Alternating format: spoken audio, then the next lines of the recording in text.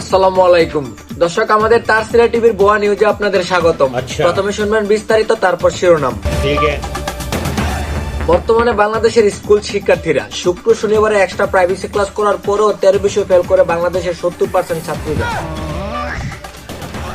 এদেশের মেয়েরা extra class করার কারণে তাদের জ্ঞান এত বৃদ্ধি পায় যে অতিরিক্ত জ্ঞানের লোড নিতে না পেরে তাদের ব্রেন পাসায় চলে যায়। আজিমপুর কবরস্থান থেকে আগত অটোপাস বিজ্ঞানীর চিঠির মাধ্যমে জানা যায় যে আগামীকালকে দেশে 304 থেকে সূর্য ওঠার সম্ভাবনা রয়েছে। জানা যায় ডিসেম্বরে বন্ধের ছুটি পেয়ে সূর্য চলে যায় তার নানির বাড়ি মঙ্গল গ্রহে। আরো জানা যায় সূর্যের অনুপস্থিতিতে এক সপ্তাহ ধরে গোসল করে না আপনার চ্যাট লিস্টের 3 নাম্বার ব্যক্তি।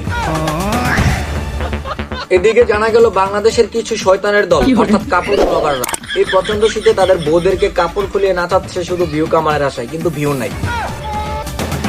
আইফোন ইউজারদের হাজারো স্বপ্ন ভেঙে চুরমার করে দিল বাংলাদেশের চোরেরা। আনঅফিসিয়াল এবং চুরি হওয়া সব ফোনগুলোকে ব্লক করে দিচ্ছে আইফোন কোম্পানি। সুতরাং আমার বন্ধু চুদ্দিক বংয়ের ধারণা অনুযায়ী বাংলার আইফোন চোরেরা এখন লেন্ডির পানে উগাচ্ছে না।